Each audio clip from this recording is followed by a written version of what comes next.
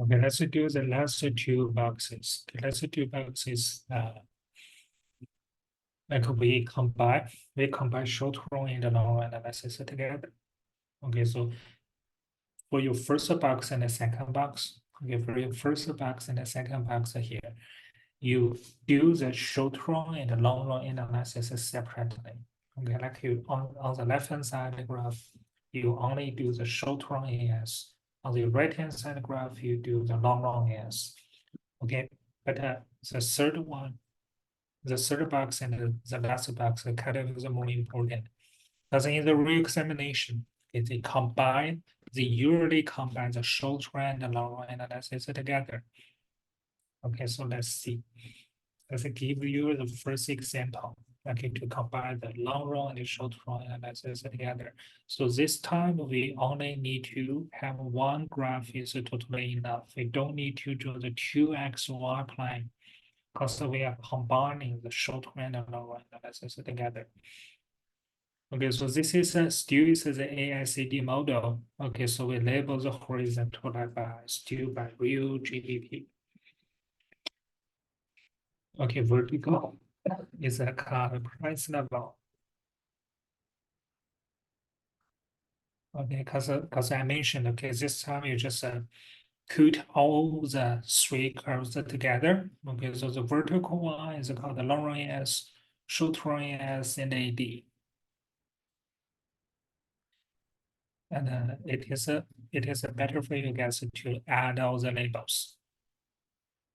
Not better, but necessary. Okay, it is necessary to add all the labels. So this one is called the long run AS, short run AS, and AD. Okay, and this one can be labeled by potential GDP. We mentioned so many times last week. Potential GDP to memorize this. Long run AS and the horizontal line, the intersection I make is called potential GDP.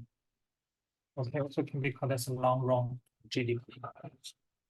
Because it has no relationship with the price level, because only determined by resource and the technology. Okay, so long run AS is a vertical curve.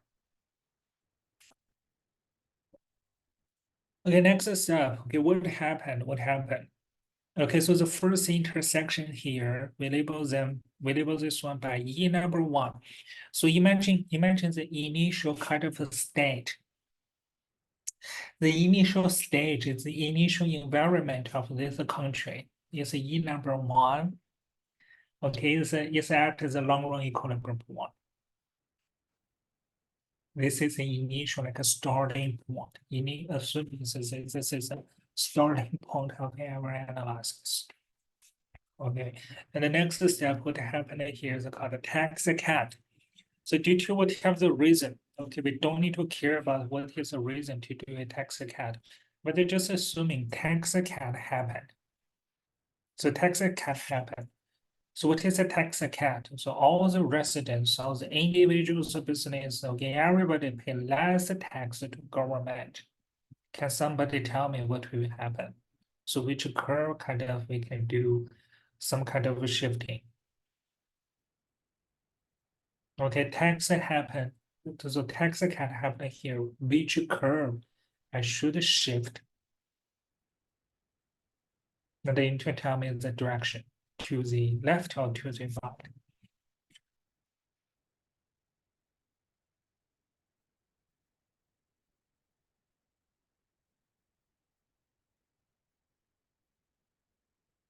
Okay, if you don't need to pay as much as the tax you paid before, what will happen? So basically more money. You can have more money left on your hand. You pay less tax, lesser quantity of tax to government. What will happen?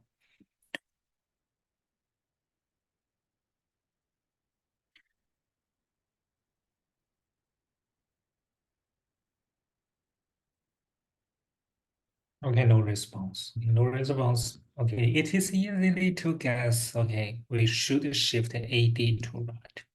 Right, we should shift AD to right. Because what is AD? AD is called aggregate demand. Aggregate demand.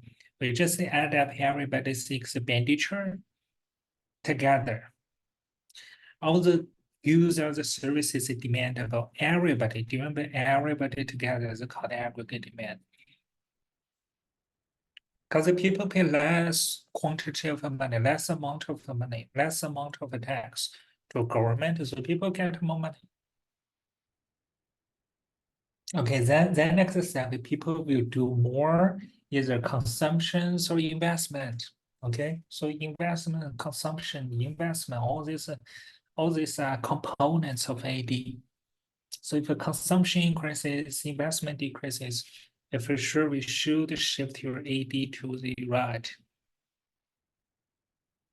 Okay, so now you can get a E number 2, a new intersection, a new market equilibrium here is called E number 2. Now you just compare E number 1 and E number 2, you can easily see how those three important indicators are changing. Like inflation rate is increasing. Okay, like a GDP is increasing. Okay, the GDP is increasing here. Unemployment rate always has an inverse relationship with the GDP. So if the GDP increases, unemployment rate decreases. Okay, so you can fill your question number 8. Real GDP increases, that's right. Unemployment rate decreases because once again, inverse relationship and the price level based on our graph here is increasing, right? Okay, but next step is super important because at E number 2, at E number 2 is a very special case. Why E number 2 is a very special case? At E number 2, the GDP, the current GDP is even higher than potential GDP. You guys can see this, right? Current GDP at E number 2, the corresponding GDP is here, even higher than potential GDP seems problematic. Because by the definition, potential GDP, okay, indicates the maximum production ability in your country. Assuming you use up all the resources and the best technology. Okay, assuming using all the resources and the best technology. So under these two conditions, potential GDP represents the maximum production ability in your country. But now the current GDP is even higher than potential GDP. How that can be happen? How that can be happened? Why in short run we can produce a GDP at a higher level? Okay, that could be happen because the reason is because all producers, okay, they are doing something called overusing. All the producers overuse resources. Okay, the keyword here is called overuse. Okay, so what do you mean by overuse? What do you mean by overuse? Okay, for example, the one common resource is used by all the sectors, all kinds of industries is a human resource. It's a human resource, right? You need, as an employer, if you hire workers, normally the workload is 8 hours per day. Am I right? Okay, what do I mean by workload? Like normally, like regulated by the law or regulated by whatever the regulation. So a worker usually works like 8 hours per day. This is called the normally workload as a full-time worker. You work 8 hours per day. Okay, but in some special case, as an employer, we can extend their working hours.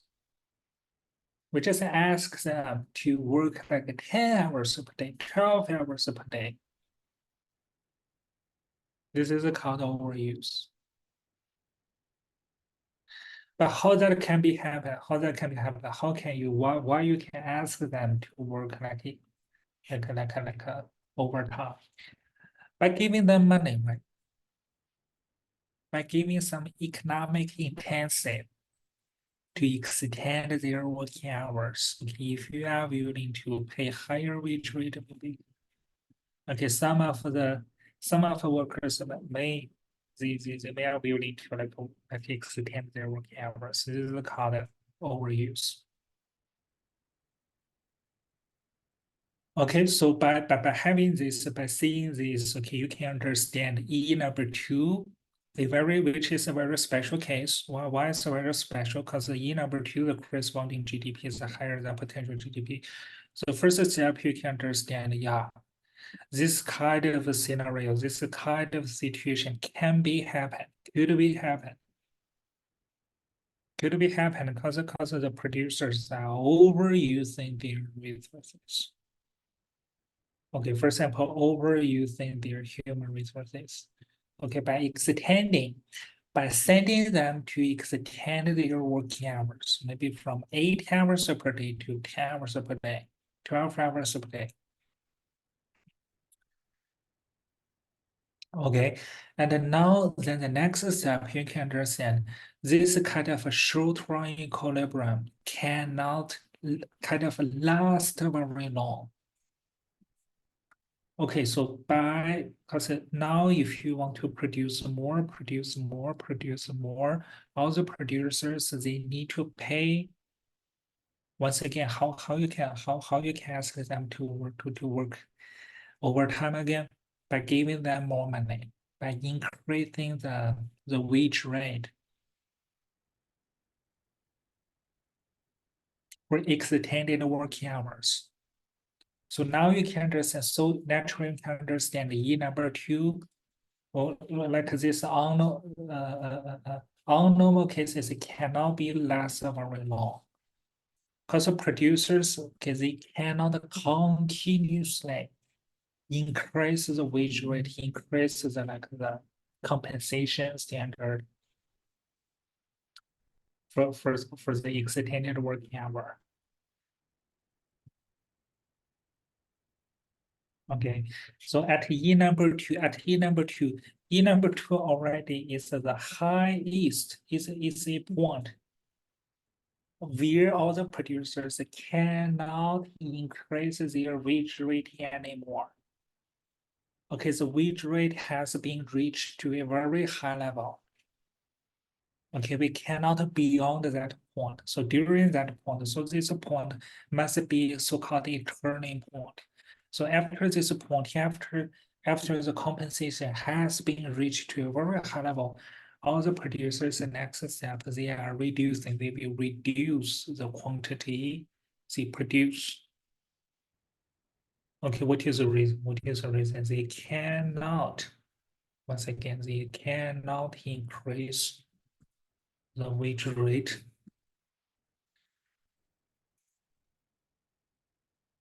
for more extended working hours. So finally, we'll go back to the normal level in terms of GDP by shifting short-term asset to left. Okay, but the price level will continuously increase even to a higher level. This is how you analyze this. This is how you analyze this, why we can shift the short-term asset to left. And the number B here is super important. Okay, when you do the examination, you'll need to be able to use a full sentence to explain why we can go back from E number two to E number three. How we can go back to the normal level GDP, like a potential GDP. And you need to truly understand why I said E number two cannot be less like very long. Okay, because if you want to maintain this higher level protection, you need to give money, give money, give money, give a lot of money, more the compensation, wage, salary to those workers. Because those workers, by how you can have this higher level protection level here by asking them to work overtime, by asking them to extend their working hours.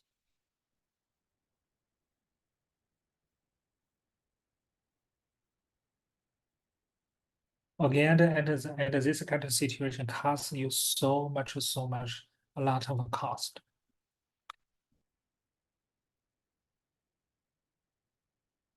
Okay, so you shift the short-term AS to left to reduce the quantity you produce to go back to the normal level GDP. Okay, but pay attention to here. By shifting short-term AS to left, you see the only thing change is the price level increases. Because finally, if you compare E number one to E number three, you see real GDP actually remain unchanged. Long-term rate remain unchanged, but the general level has been reached to an even higher level. And the final conclusion, what we learned here is that tax cut has no what? Has no use for what we see. So tax cut has no, so typo here. Typo here. Okay, so this is why I want to put stimulate the economy. Tax cut cannot stimulate the economy in long run, has no effects on long run economic growth. Tax cut, this kind of policy only can temporarily stimulate economy, increase overall GDP, but it has no relationship, has no effects on long run economic growth. Right? Because finally, we need to shift long run AS to left. So the GDP has been go back to the normal level. But the only thing has been changed is the inflation rate has been increased.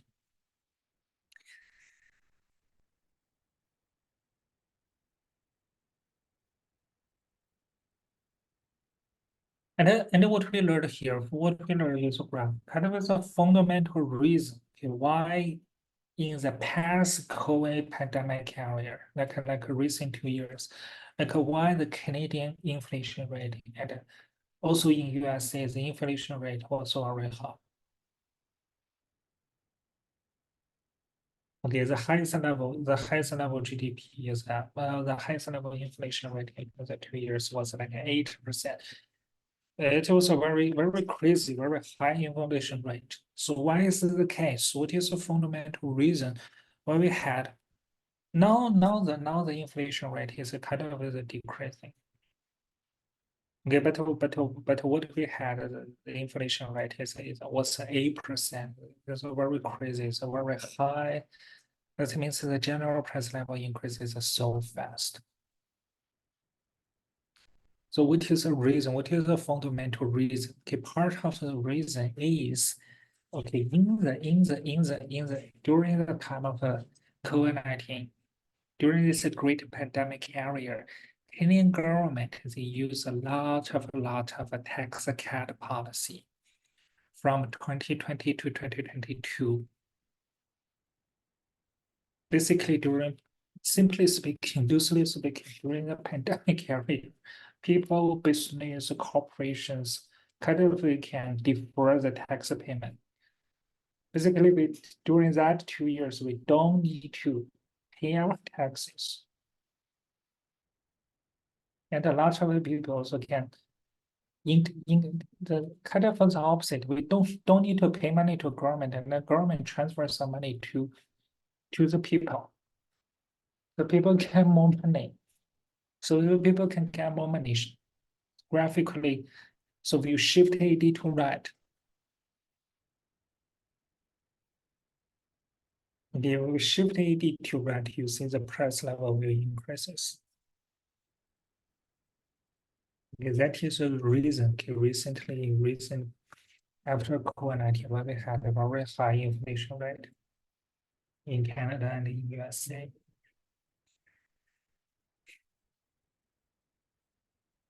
Okay, last page. We can also use the same framework to analyze so-called the Great Depression. The Great Depression, that is the first major global financial crisis, economic crisis that happened in human being history. Okay, it's a global financial crisis. Okay, not only happened in USA. Okay, but this economic crisis affects globally. Okay, so we draw the graph. So this time was still the starting kind of the initial state. The initial scenario is the same, assuming the country is at the first long run intersection here. We label this one by E number 1.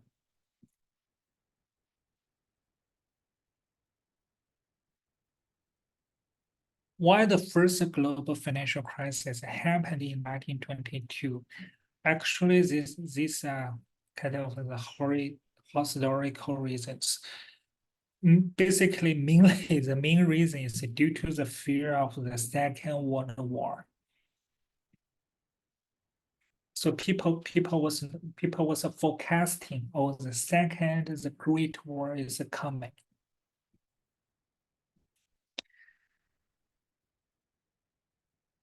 Right. So if you are forecasting, if you imagine if you were forecasting, oh, another great war is coming. So during that kind of a scenario situation, you don't want to spend any money.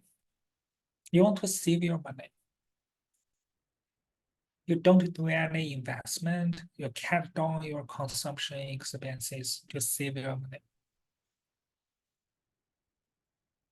So we shift. So the first step, we shift AD to left. By shifting AD to left, you can get E number 2, and then you compare E number 1 and E number 2.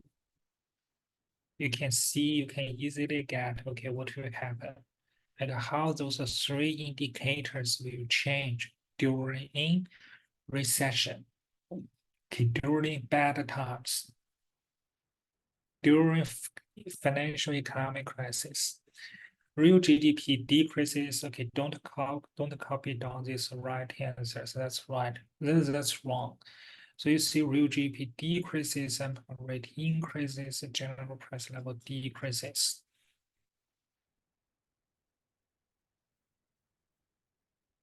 Okay, basically E number 2 is called recession. Okay, E number 2 is called recession.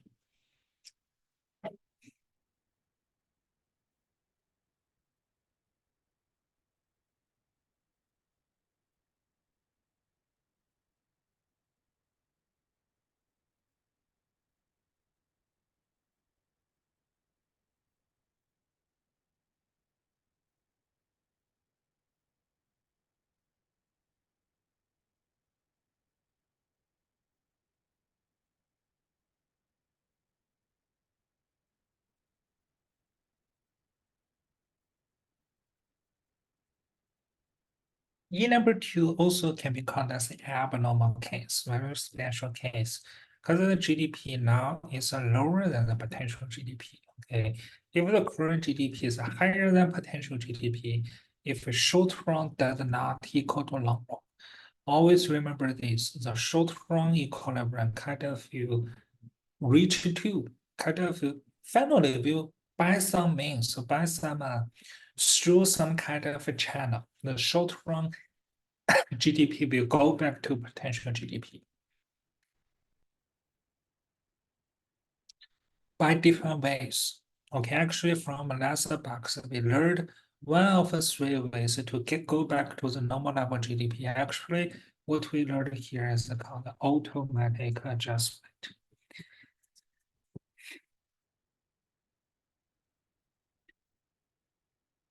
Okay, what do I mean by automatic adjustment? Auto means no governmental intervention, no human behavior, like no government. I cannot say human behavior, but I must say government behavior here. Okay, no government involved in the entire story, right? Okay, but instead of that, okay, is the price signal in labor market, resource market, coordinate market participants' behavior, okay, in order to like make the short-term GDP go back to the long-run GDP. Okay, this is what do I mean by automatic adjustment. Because currently, let's be more specific, no government.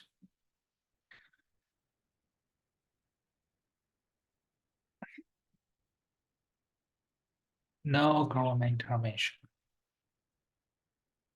I never said the government did what I never said that.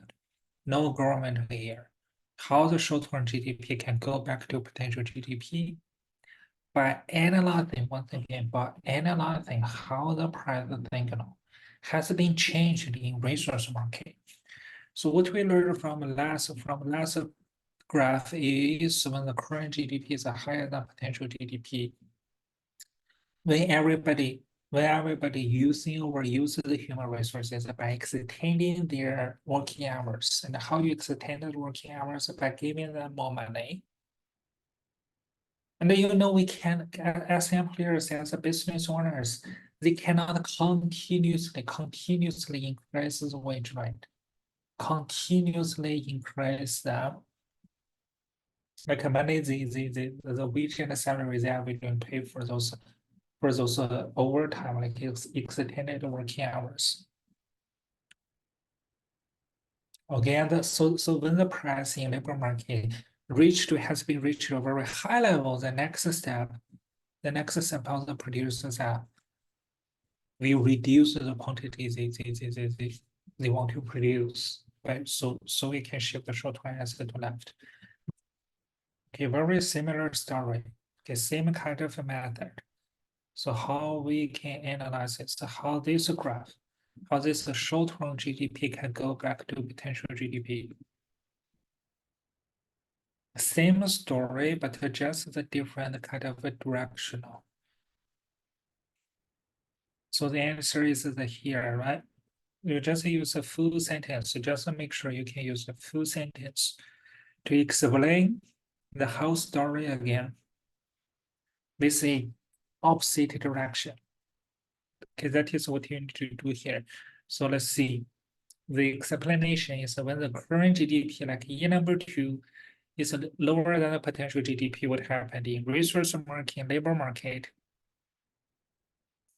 unemployed resources, like unemployed workers, not decreases. This one should be increase. Typo here. Unemployed resources increases. Okay, so the price of resources decreases. So when the labor price, when the labor price equilibrium wage has been reached to a very low level, so in that kind of situation, other producers are willing to produce more. So shifting short-term asset to right. So finally, I shift the short-term asset to right to go back to, in order to go back to normal level GDP.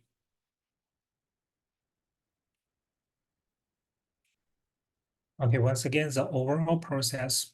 Okay, the third box, the third graph, and the last and the graph we just finished. These two is a very important question. Can be tested by the real examination. Okay, and this two is called automatic adjustment.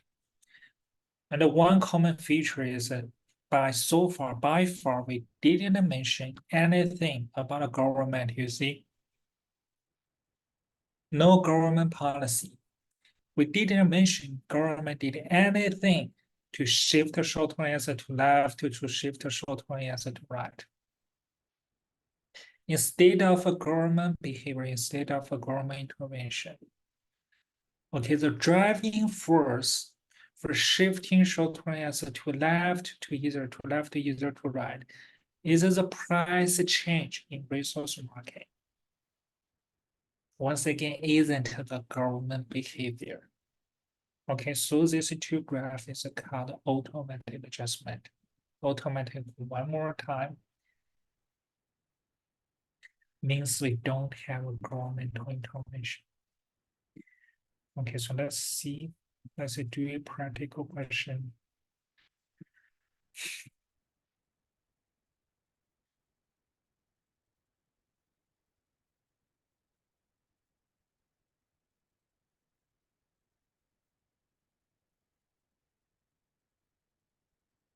In this document, you get two sets of paper in the year of 2019. Okay, now everybody, let's try number A and number B. Okay, the country's name is called Canada. And now I give you guys like 10 minutes, okay, to do A and B. Especially I want to see you guys. I want to check you guys how you answer B number one. Yeah, basically we just discussed how they can adjust the short-run GDP if it does not equal to long-run GDP. How they adjust short-run GDP back to the long run, back to the normal level GDP, back to the potential GDP.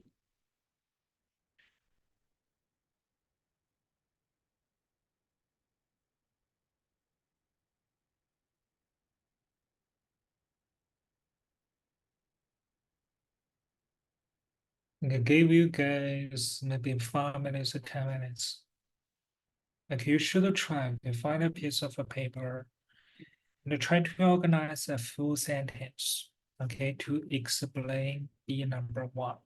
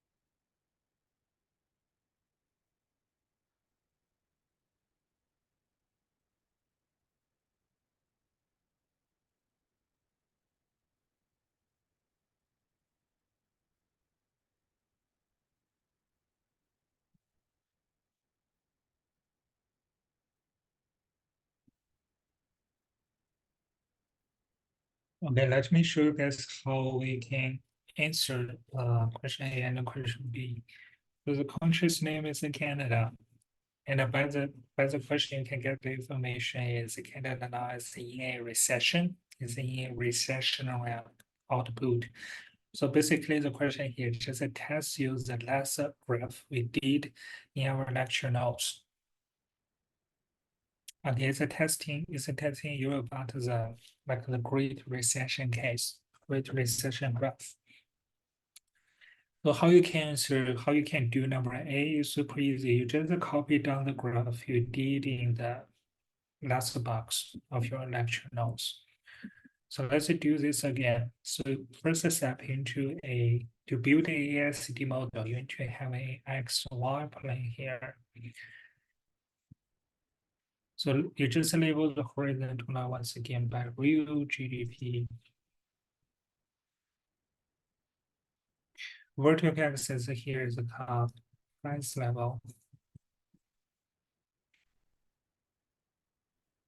And you can have three graphs, three curves, not the three graphs. So make sure the current GDP is lower than the potential GDP. Okay, potential GDP is the intersection of a long run AS and the horizontal line. You label this one by YF. So now,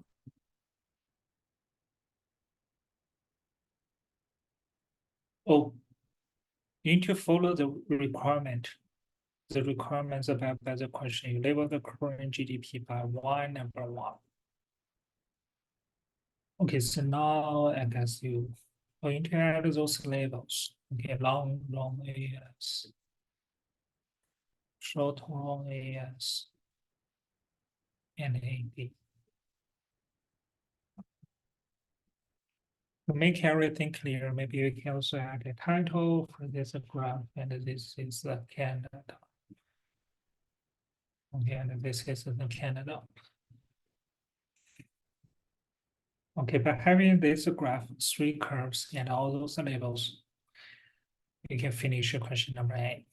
Okay, question number B, the central bank later in next week, I guess, we will talk about the central bank, who is called central bank. And the government do not take any policy. So really the key word, the key word is no government intervention. So do not take any policy actions means there's no government intervention in this graph. And how this economy can go back to the potential GDP. Okay, so B number one. So today we just finished, we just learned, okay, we need to analyze this, like how the resource price has been changed. Okay, really the driving force make the short-term GDP go back to potential GDP here, given no government interventions occurred. So we need to see how the resource price has been changed. So you can see when current GDP, like here Y number one, okay, in this graph is the column Y number one. When current GDP is lower, because you can see the Y number one is on the left-hand side of Y, so it's lower. Is lower than YF is called the potential GDP, is lower than YF. Okay. What happened in labor market? In labor market, unemployed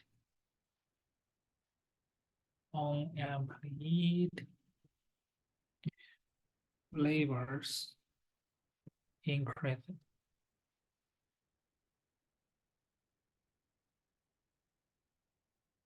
Okay, so labor price. So labor price or resource price. So labor's wage decreases. In such a situation, In such a situation, okay, producers will increase their production. So finally, graphically, so really can shifting short run is to the right. Okay, this is how you explain. Once again, every time when you see you need to explain something, that means you need to write down some one or two sentences. You do need to write down a long paragraph, but you need to really have a full sentences. One or two full sentences to explain like why you can shift your long answer to right. This is my explanation. And finally, to finish B number 2, which is a finish like a final step here and shifting short answer to right.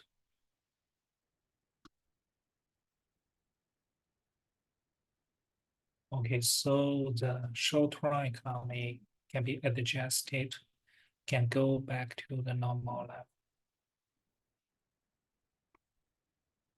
Okay, once again, you can add a arrow here by shifting short-run answer to right, okay, to have this intersection.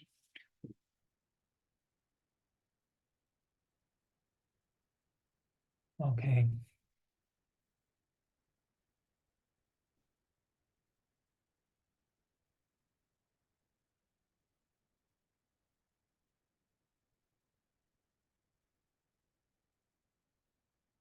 Okay, then we finish. So we haven't finished. We need to copy down the place to copy down the sampling that I did here.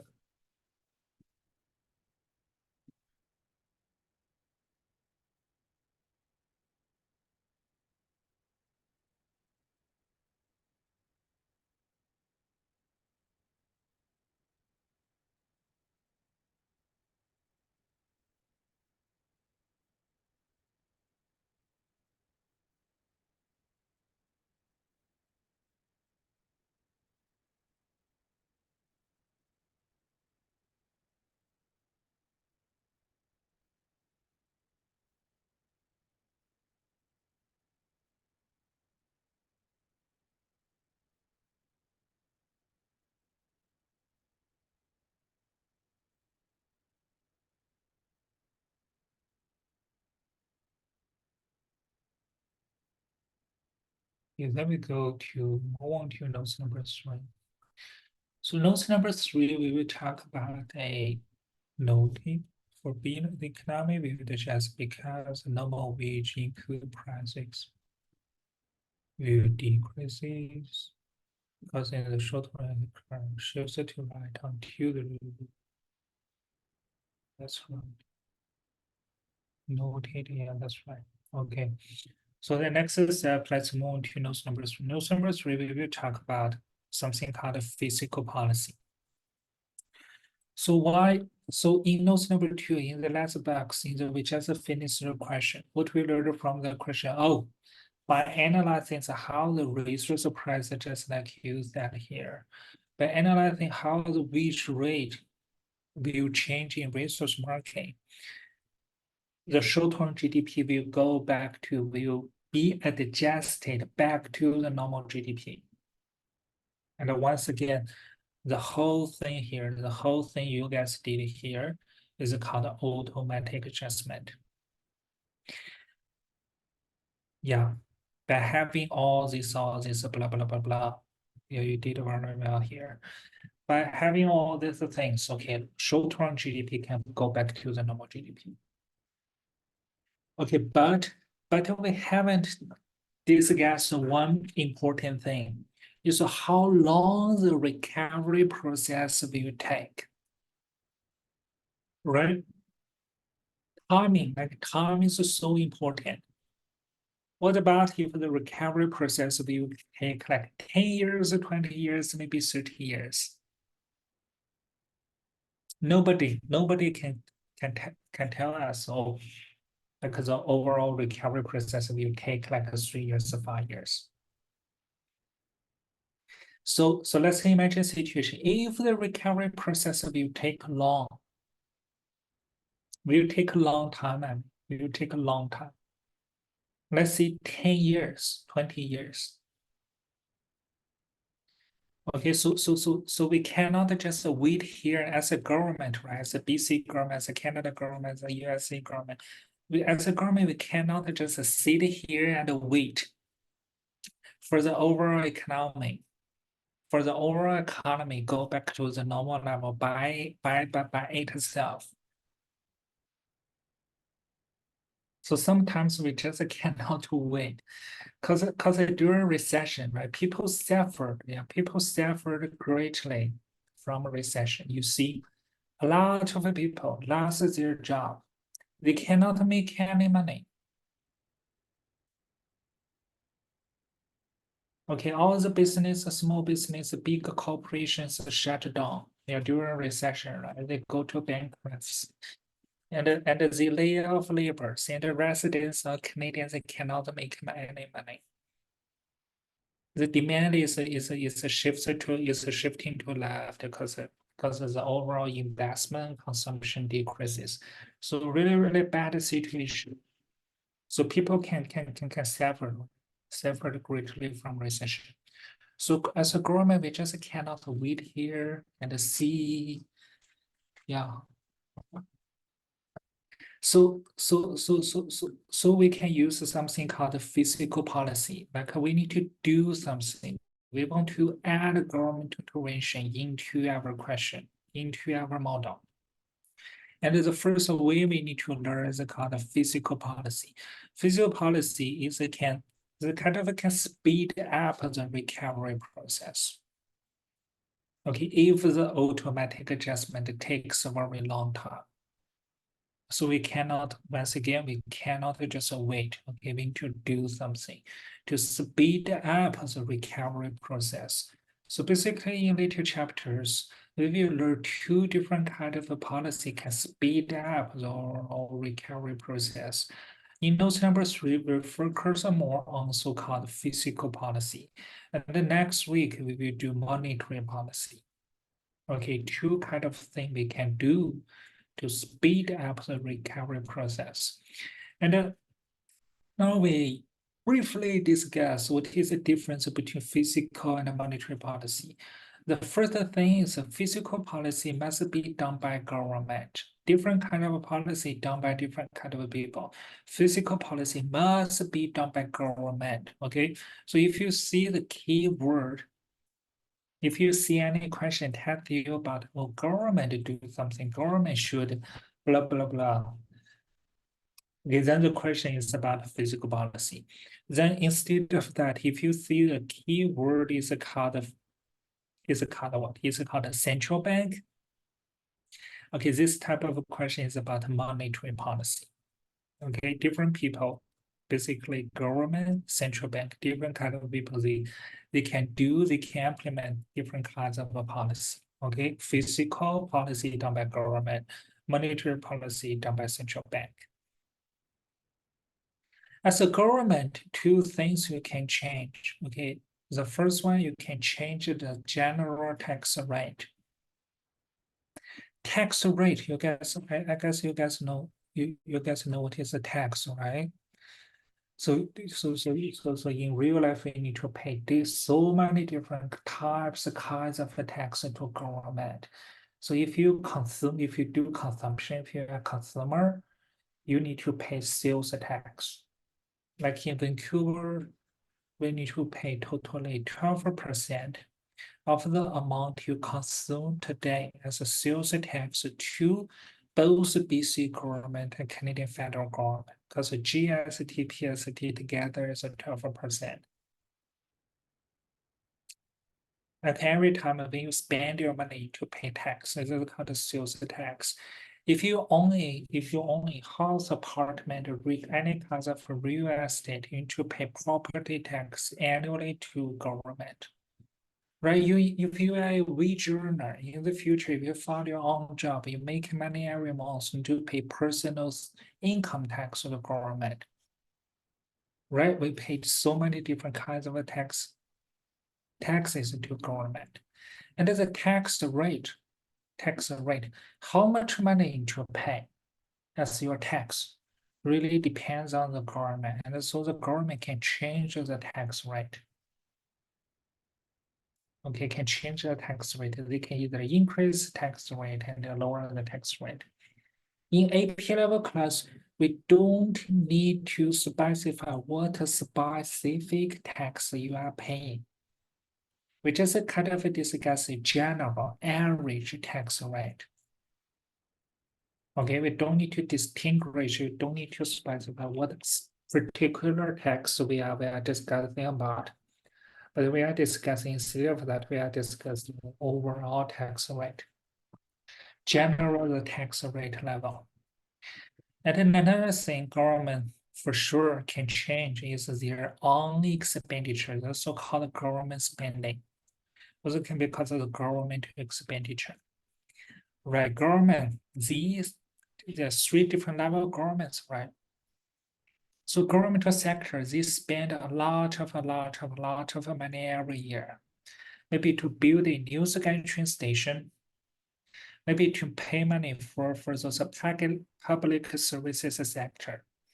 Right, BC government, they need to fund, they need to transfer money to maybe public universities like UBC, like U of T. They need to transfer money to VGA, it's our healthy care system. They need to transfer money to Vancouver Police Department, VPD, to fund all these public services. All this money together is called governmental spending. And if we talk about US government, they buy a lot of weapons for US Army. You see government spend a lot of money, right? How much money they want to spend? You really determined by government themselves. Yeah, so as a government, naturally you can change, you can adjust something called the governmental spending. Okay, but next week when we do monetary policy, we will see how the central bank, how the banking industry can change something called the money supply. Okay, money supply kind of is the total value of money being circulated, in circulation, being used within Canada financial market.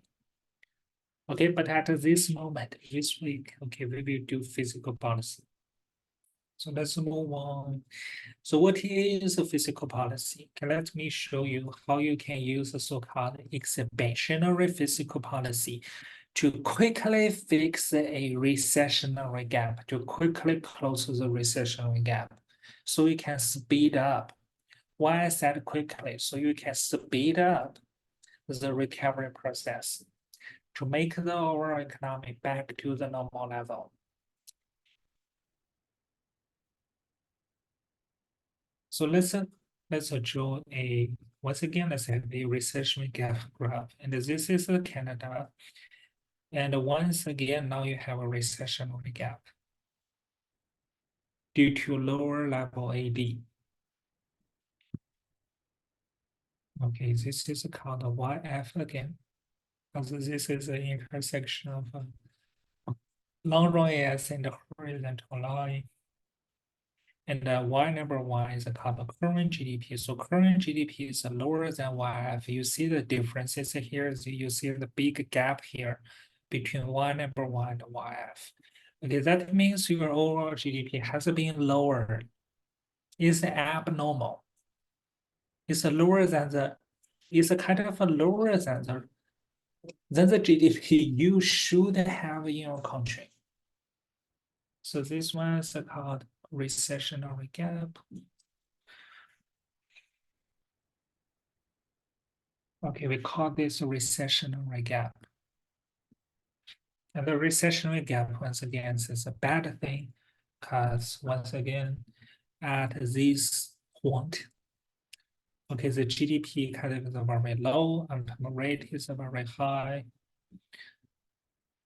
Okay, so it's a very bad situation. So how we can fix this one? How we can close this recessionary gap? By using expenditure, by what? By using government expenditure, by using fiscal policy, sorry. So you can do two things. We mentioned as a government, you can change two different things, two little things, tax rate and the governmental spending.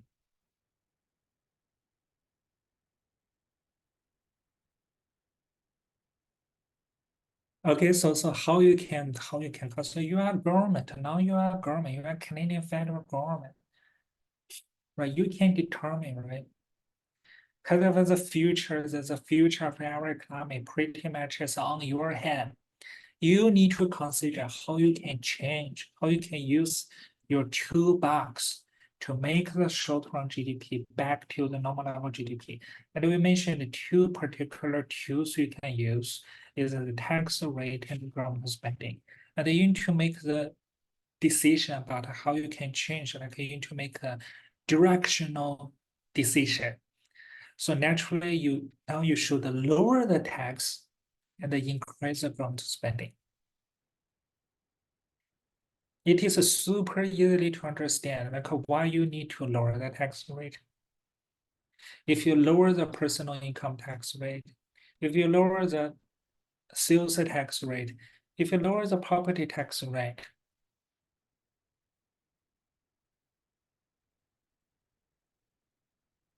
okay, if you do tax cut, so residents, Canadians can have more money left on their hand because they don't need to pay as much as the taxes as they need to pay before you do tax cutting. So when people get more money, oh, we can accept that, oh, they will spend more money. That is a reason why you cut tax. Okay, the second approach here, because the governmental spending, government expenditure is one of those four components of AD. In note number 2, we learned AD kind of just like a GDP. So GDP equals to what is the expenditure formula again? GDP equals to C plus I plus G plus net exporting. You see, governmental spending is a part of the GDP.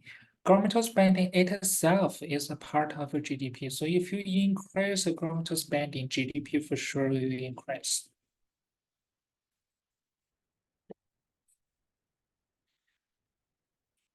Okay, now I guess you can understand why we lower the tax, why we increase the governmental spending. Okay, so put them together, overall speaking, in this graph, okay, we can shift AD to right. So if the consumption, investment, and the governmental spending can increase, so graphically, we just shift AD to right. Okay, so this graph is totally different from the last graph we learned. Last graph, we shift the short-run as to right by analyzing how the resource price has been changing in resource market. But here in note number 3, instead of shift short-run as to right, this time we shift AD to right. Because now you are kind of a control AD. Okay, by shifting AD to right, oh, we can go back to the normal level GDP.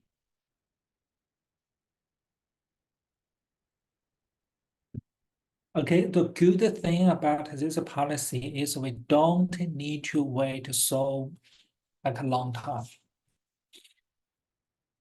As a government, for example, if you want to increase the governmental spending, maybe you just build a new SkyTrain station. So the GDP will increase immediately. Okay, when you finish the construction project. Kind of is a way more faster. Okay, don't need to wait. Okay, you can do something to speed up the recovery process. This is a good effect, good side of a fiscal policy. But don't forget, every kind of economic policy has a positive side and also has a negative side. The good thing is that you don't need to wait. Okay, it's a way more faster way to go back to the normal level GDP, did you guys see anything bad?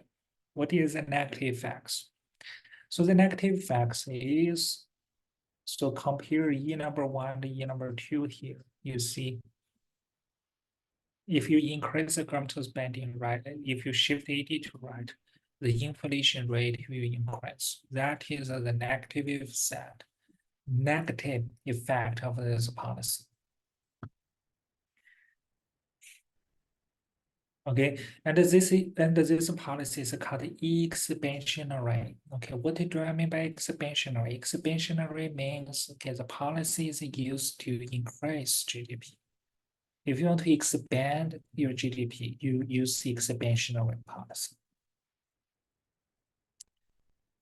Okay, that's it.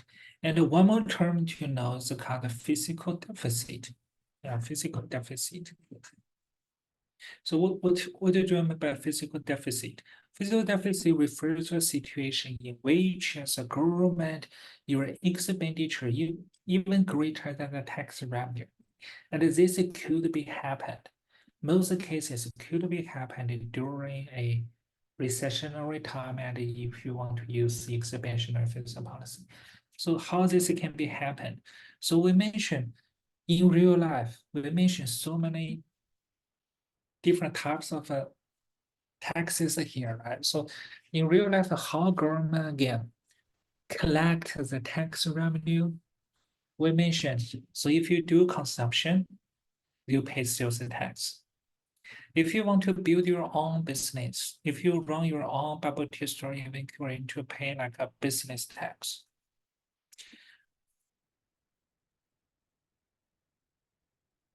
Right, by having this example, you can understand, oh, how much tax revenues can earned by government, if we can use this word by earned by government, has a positive relationship with the overall economy, I mean the overall the economic activity level.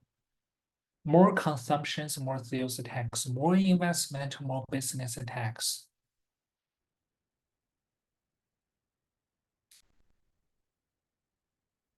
But during recessionary time, we mentioned consumption decreases, investment decreases, like the overall economic activities is declining. So during such a time, during such a period, people pay less tax, or we can say government, their tax revenue also is declining.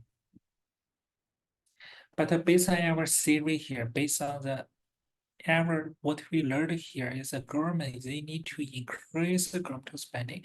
So that is a problem. That is our problem we're facing now is that as a government, your tax revenue has been decreasing. How you can increase the government spending? You don't have money, but you need to spend more money. How that can be happen? So the answer is by borrowing. Okay, so as a government, you can borrow money from a financial market. Okay, but at this moment, we will discuss, okay, we will discuss how the governmental borrowing really can affect the financial market. Okay, but perhaps we'll discuss this topic in next week. But at this moment, at this point of time, okay, just remember this term, okay, what do you mean by physical deficit? Just refers to a situation that as a government, your expenditure, your spending, even greater than tax revenue. And the reason why we had this is the tax revenue has been lowered during recessionary time. But based on our fiscal policy theory, okay, as a government, you should increase the government spending. Okay, so the gap between these two values is called fiscal deficit. And after this first example, I guess the second example is way more easier to understand. Okay, what about if you have a so-called overheating economy? Overheating economy means now the short-run GDP is on the right-hand side of the potential GDP. And in notes number 2, we already discussed this could be happen. This could be happen because all the producers, they are overuse their resources, extend like working hours, blah, blah, blah. So the current GDP is higher than potential GDP, and we could call this graph as an overheating economy. So during this overheating economy, the major challenge faced by your country is the inflation rate is too high. The general price level is too high. So how you can fix, and we call this, now y number one is on the right hand side of y, and we call this as an inflationary gap.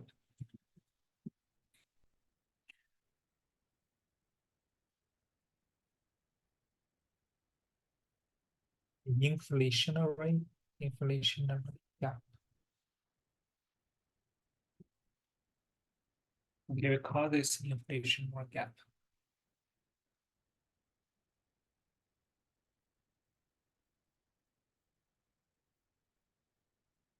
Some people see, some of you may think, oh, the current GDP is higher than potential GDP, so we have a higher level GDP, so that is a good thing. Actually, not really, right? Not really. So GDP is higher. So GDP is higher, but don't forget your price level already is too high. Okay, so now we want to kind of cooling down the general price level a little bit. We don't in field of macroeconomics, okay. We don't solely pursue a higher level GDP. We never do this. We don't solely pursue a higher level GDP. Recall that the policy goals of the macroeconomic policy is at the same time, you want to promote the GDP. That's right. But at the same time, you need to keep the inflation rate like under 2%. I mean the end in terms of the annual rate. You need to do these two things at the same time. Okay, we never said this, we don't solely pursue higher level GDP. Don't forget, at the same time, you need to keep the inflation rate low. Okay, make sure the residents, the people in your country, is afford to buy those things, whatever they need. Okay, but currently, you see, the problem, the major challenge is here. The inflation rate is so high. And how you can fix this problem here, how you can like close this inflation gap, how you can lower the inflation rate. So just as the opposite way, right?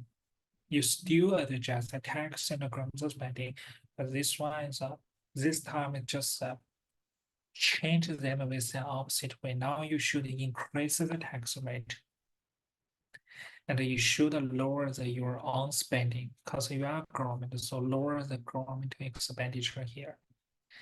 So graphically, so we can shift 80 to right, 80 to left.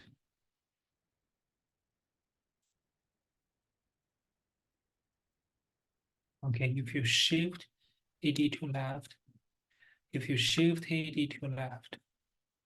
oh, so the high inflation rate has been lower here. Okay, but don't forget what I just said is the every of policy has the positive side, has the negative effects. So what is the cost of what is the negative effects of the kind of policy? So the inflation rate is increasing. No. The unemployment rate is increasing because you are lowering the GDP. Because you are closing this inflation gap. Okay, so at the main time, okay, the unemployment rate will increase a little bit. Yeah, that's it. This is the kind of physical policy. Once again, you need to tell the difference between nodes number 2 and nodes number 3. But so far we learned two different ways, right? Two different ways. regarding how the once again short-term GDP go back to potential GDP. In notes number 2, by analyzing the resource, how the resource price has been changed, you can go back to the by shifting short-term as either to right or to left. You can go back to the normal level GDP. But the drawback of this kind of your notes number 2, the drawback of the automatic adjustment is maybe the adjustment process takes a very long time. And if we don't want to wait, we use a fiscal policy. The good side of fiscal policy is you can speed up the recovery process. Okay, but the negative side, we are facing kind of a trade-off between the unemployment rate and the inflation rate. And what we learned from these two graphs is that, for example, in this graph, you see you lower the inflation rate, the unemployment rate will increase. In last graph, you lower the unemployment rate, the inflation rate will increase.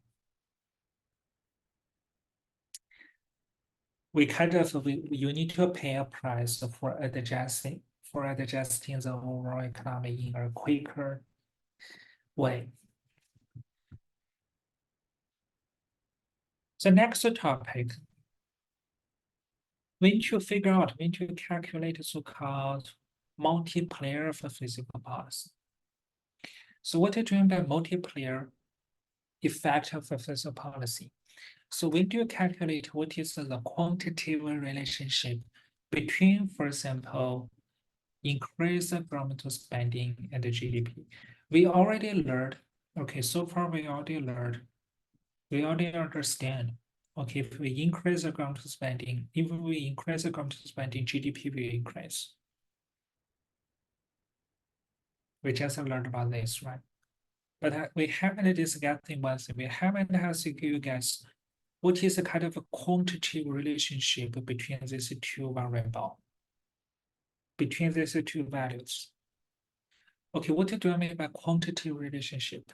If I ask you guys, okay, if a Canadian government increase the governmental spending by $1 more, does the GDP also increase just by $1 more? If not, GDP will increase by how much? That is our question here. So what is the quantitative relationship between these two changes? Let's repeat again. For stimulate the overall economy, what we mentioned, what we learned, okay, Canadian government need to use expansionary fiscal policy. For example, increase the governmental spending. Okay, and if we specify the amount, they are increasing in terms of governmental spending. For example, the amount is $1 more. Does the GDP also increase by $1 more? That is our question. So question mark here. How much dollar in terms of GDP will increase due to $1 increase in governmental spending? So first step, you need to understand, okay, the question mark here, like it's more than $1. It's more than $1. Okay, the reason is here. The reason is here. Usually, in practical, in real world, in real life, increase the government spending usually has a magnified effect on overall GDP. Magnified effect. So why? Why is the case? Because increase the government spending really can engender furthermore spending done by household sector and the business sector. Okay, if a government if a government spends more money, okay, to follow that, okay, residents like household sectors and the business sector also will spend more money. If a government increases their government expenditure. So let's have an example here. So now in BC, what happened really, the real thing, what happening right now in Vancouver is they are building new SkyTrain station. Did you guys ever heard about this? Right. So the BC government, they are extending the SkyTrain line to UBC. Basically, they are building new SkyTrain stations.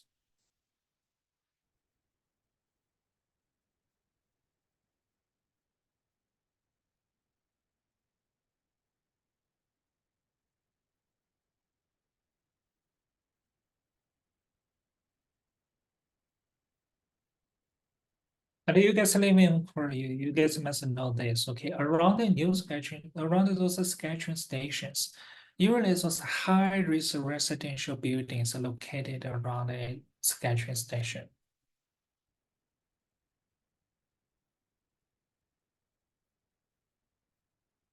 So if we build a new SkyTrain station by government, what will happen? Yeah, maybe those are builders, yeah, those are real estate developers. What is it will do? Yeah, maybe they will build like a more high-rise residential buildings along this extended SkyTrain line. You see, by building this, by developing these buildings, investment will increase.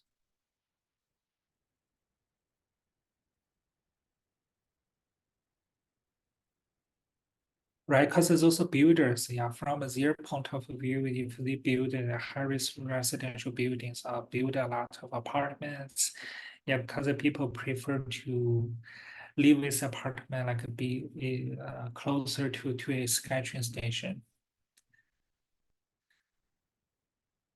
Right, so the investment will increase by building this high apartments. Okay, so if they build this apartment, what will happen next step? So people living in Vancouver will buy those apartments. So consumption will increase. Consumption also will increase. You see? Okay, but the money spent by building these SkyTrain stations is called governmental spending. You see, governmental spending happen here, then can engender, next step can engender furthermore investment here and consumptions here. Okay, so governmental spending, increased governmental spending can engender furthermore spending. Okay, this is usually happening in real life. So now you can understand, okay, GDP will increase more than $1. More than $1. So the next step, naturally you want to ask, so how big is the question mark here? Okay, how big is the question mark really depends on one more term, is called MPC and MPS. So let's first step, let's define what is MPC. Marginal propensity to consume, for short, can be called as MPC. And the MPC is about how much to consume out of an extra dollar income.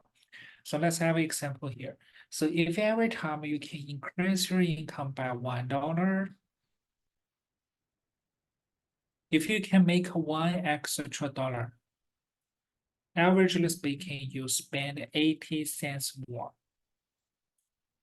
So that means your MPC equals to 0.8. You just use 0.8 divided by $1 is a cut. So you get 0.8. Okay, you will consume 80% of your extra income. So this percentage, okay, is called the MPC. If you spend 80 cents more, that means you save 20 cents out of your one more dollar extra income. So for sure, MPC equals to 1 minus MPC. And you don't need to worry about how to calculate MPC because MPC will given by the question. The question will give you guys the number. Will tell you guys how big is the MPC. So usually they use this number 0.8. Okay, once again, let's repeat again how you interpret, how you understand what is called 0.8.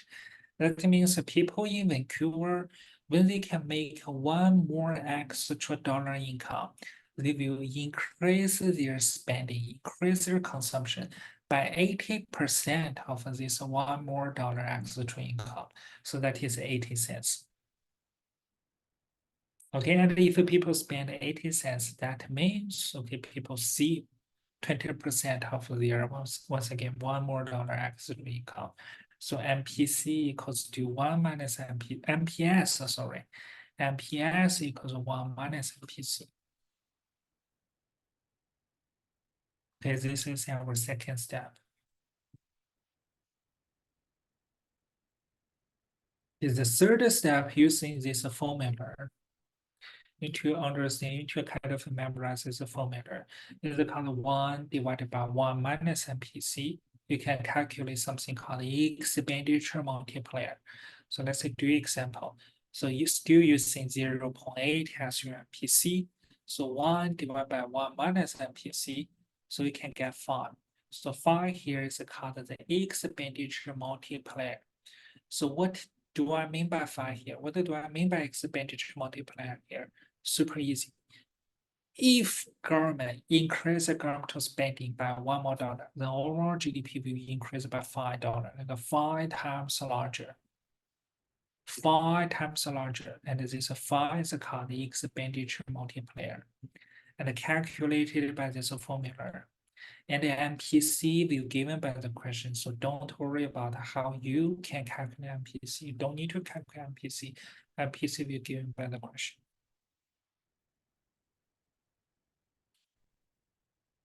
Okay, so why is the case? Okay, how come the overall GDP will increase by 5 times larger? So using our SkyTrain station example, let's explain again. So to stimulate this economy, based on our theory, fiscal policy, government should increase the government spending. In real life, okay, government spend their money on upgrading infrastructures. This is usually what government do for spending their money. Yeah, usually they build something, SkyTrain stations, maybe a new gym, maybe a new park for people living in your country. Okay, usually they are upgrading the infrastructure. This is the usual way how government spend their money. So let's see, they are building a new SkyTrain station by spending $20 billion. Okay, so to build a new SkyTrain station, let's assume BC government spend $20 billion here. Okay, by finishing this construction, okay, Canadian GDP will increase by $20 billion. But this isn't the end of the story. Okay, economics really is about exchange. Okay, so I mean, if a government spend $20 billion, so my next question: who made this $20 billion? If someone spent $20 billion, that means in same macroeconomic, in same economic system, okay, somebody made this $20 billion spent by government. Spent by government. So who made this $20 billion? So those people, those businesses who contributed production factors, resources to this construction project. Am I right?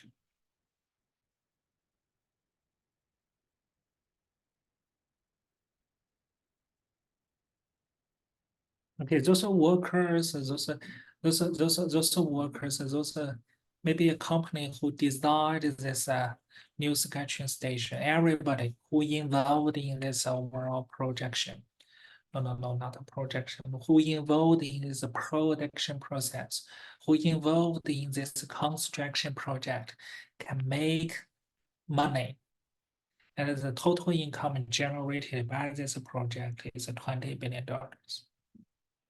Okay, so once again, if the government spent $20 billion, that means a lot of people made $20 billion from this new SkyTrain station. And the next step, assuming MPC equals to 0.8. That means those people who made $20 billion will spend 80% of this $1 billion for purchasing, for consuming, for purchasing whatever they want. So they will spend in the second round, like in step 2, those people who made $12 billion will spend $16 billion. And let's repeat the process one more time. Same question. If all those people like spend $6 billion, who made that means more and more people, the next group of people can make $16 billion.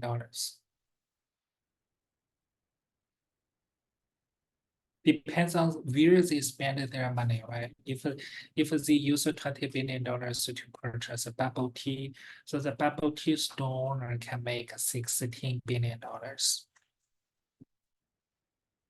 Yeah, if they go to Costco, Costco can make this $6 billion. Okay, but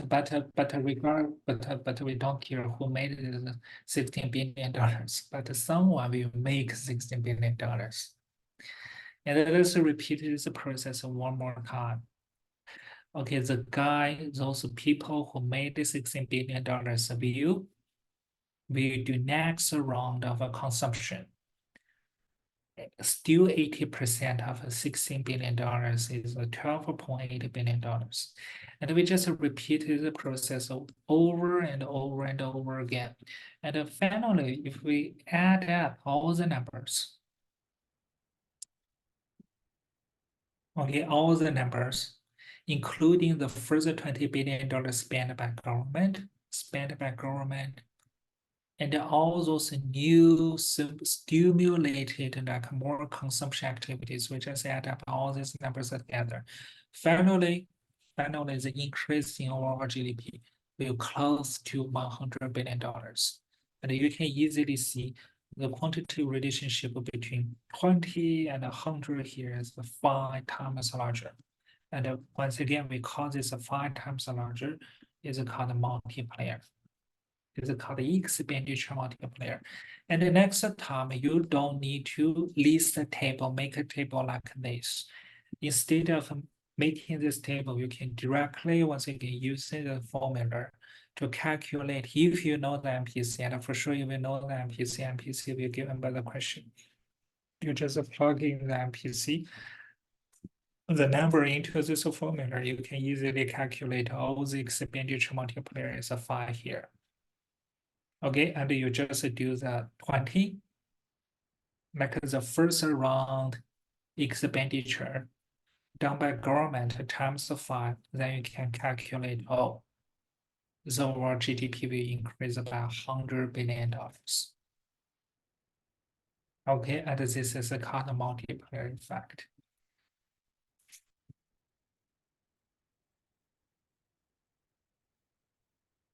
Okay, but beside the increased government spending, we mentioned another thing, another way to stimulate economy. As a government, you can change another thing called the tax. You can change the tax rate. So same kind of a question. If we cut down tax totally by $1, because I'm talking about cut down the tax. So tax lower by $1. We already learned is a GDP, right? If you cut tax, GDP will increase. So same kind of a question. If we cut tax by $1 here, so how big is the question mark? The GDP will increase by how many? By increase how much money? Okay, we cut tax, so it's a negative number. GDP will increase, so question mark, before question mark, it should be positive number. But what is the kind of quantitative relationship between these two figures? Okay, to understand this question, you need to understand this. So if we cut tax, actually we have discussed, if we cut tax, that means, okay, people's income in your country increases. I guess you can understand this, right? If we cut the tax, so people have more money left on their own hands. That means their personal income increases.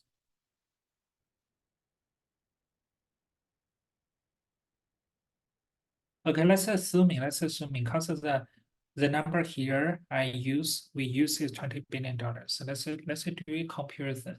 So if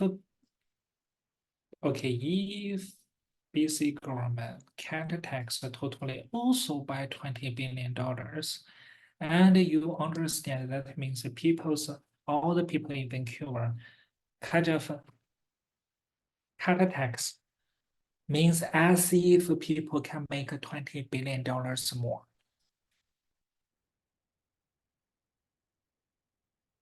So in the first round, okay, people will spend 80%. Still, MPC is the same number. MPC is 80%. So that means people in round number one will spend $16 billion. And 5 times larger times 5. So finally you got 80. So GDP will increase by this number $80. And what is the quantitative relationship between the 20 and 80? You see 4 times larger. And 4 times larger is called a tax multiplier. And this tax multiplier still can use some kind of formula, as you can see here, to directly calculate how big is the tax multiplier. You just use the MPC divided by MPS. So if MPC equals to 0.8, that means MPC equals to 1, MPS equals to 1 minus MPC, that is a 0.2. So 0.8 over 0.2. So it's a 4 times larger. Okay, how you can in terms is interpret 4 here.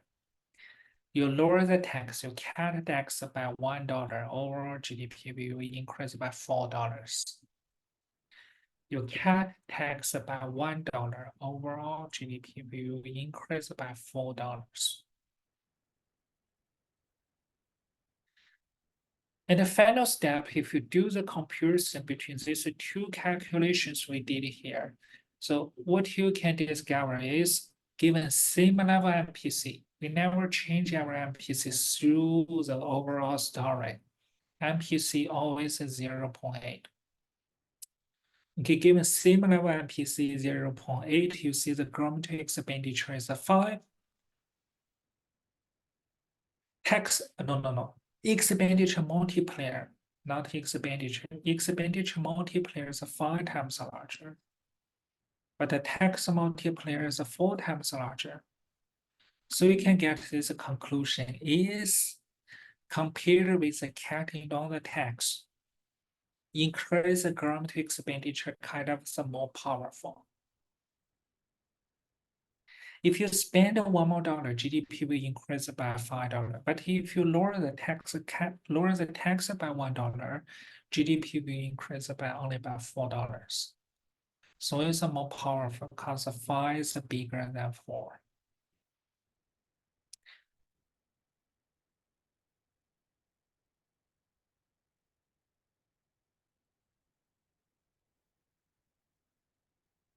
Okay, I guess this is all the things you need to know for 3.3 for this step, for this part. And let's do a simple question. So let's go back to our 2019 paper. So let's continue. Let's move on to the question number 3. Still is the Canada one. Okay, Canada, this is a question. We just finished A and B.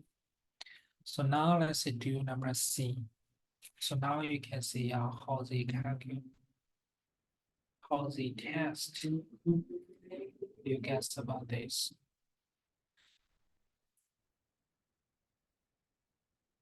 They give you guys 5 minutes. You can within 5 minutes you should.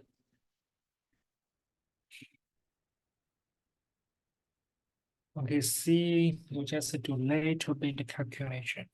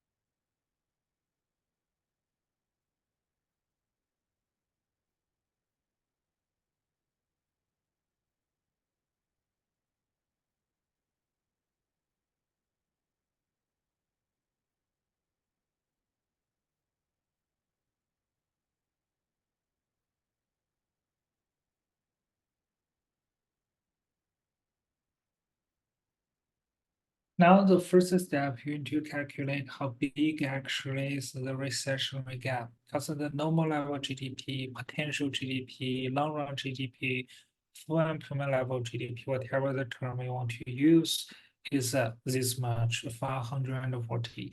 But currently, your overall GDP is just 500. So first step, you need to calculate how big is the recessionary gap. And this step super easy, equals to $40 billion. So you want to increase your GDP by $40 billion. This is our goal here by implementing fiscal policy. And C number one, if you increase the governmental spending, if you want to increase the governmental spending, so how much dollar you need to spend more as a government? We mentioned governmental spending has a magnified effect, so it's called multiplier effect on overall GDP. If you want to increase the GDP by 40, you don't need to exactly spend 40 more dollars as a government, because you have kind of the magnified like power. Okay, so I guess the first step you need to calculate how big is the multiplier effect. So you just use the formula 1 divided by 1 minus MPC.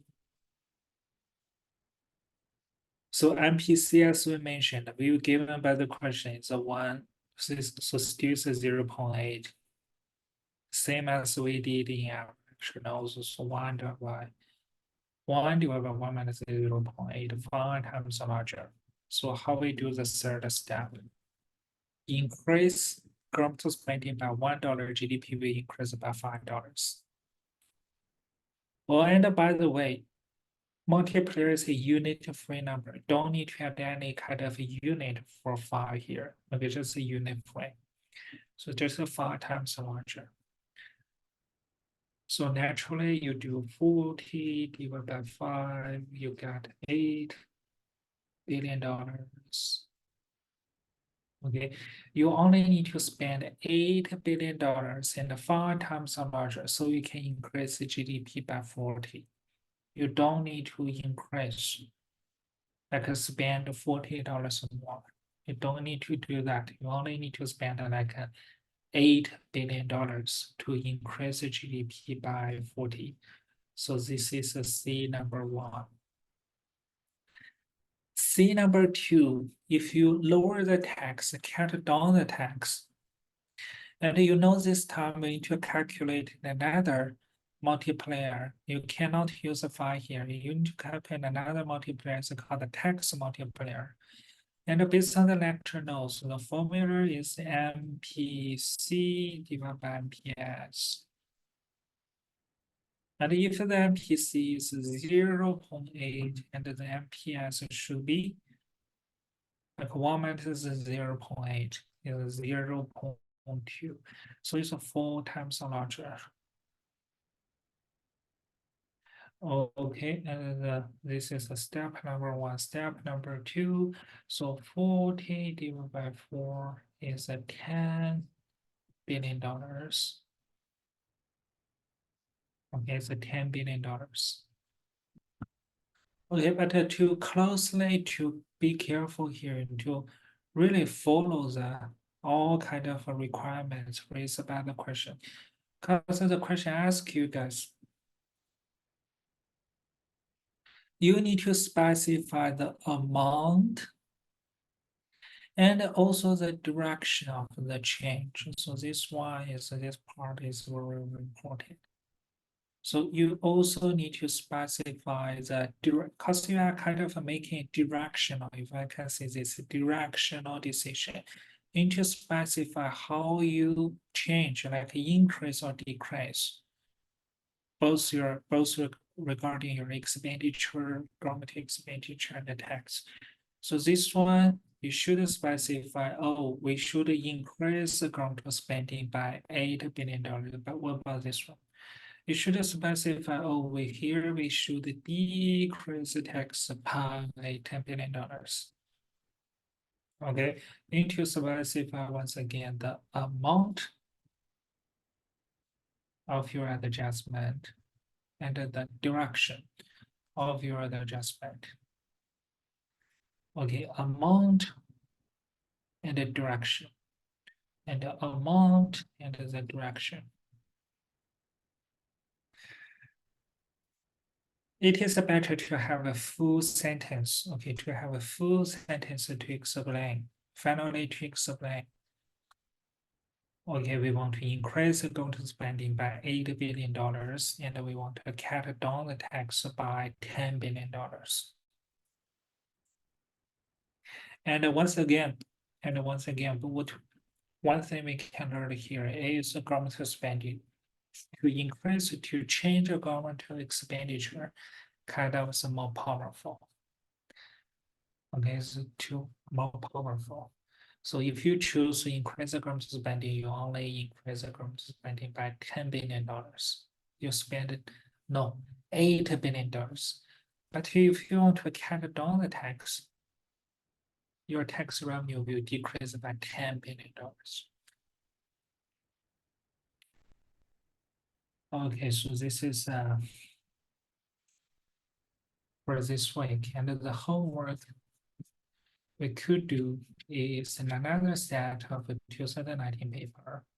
So we did the Canada case, and the second set of a paper, Form B of 2019. The country's name is called Alternate. And same thing, I guess now you can finish A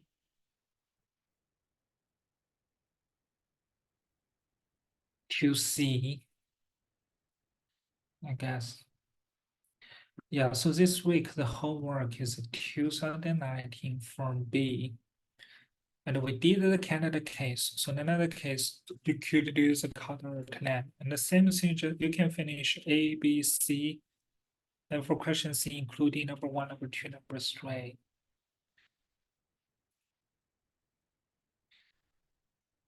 Okay, that's it. Work. Yeah, very, very similar. Okay, for question A, you just do the graph. Yeah, for question B, you just analyze, okay, how the short-run GDP can go back to the potential GDP. But now you need to be careful. Regarding the way, right? We now learn 2 different ways to do that adjustment. The first one is called automatic adjustment. Basically, it's about note number 2. Another way is called the fiscal policy, basically about the number 3. And number C can kind of do a comparison between note number 2 and note number 3. What has all the different consequences we can get?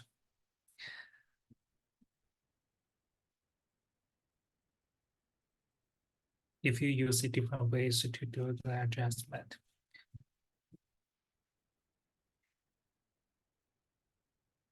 Okay, with no questions, see you guys next week. And remember to finish the homework.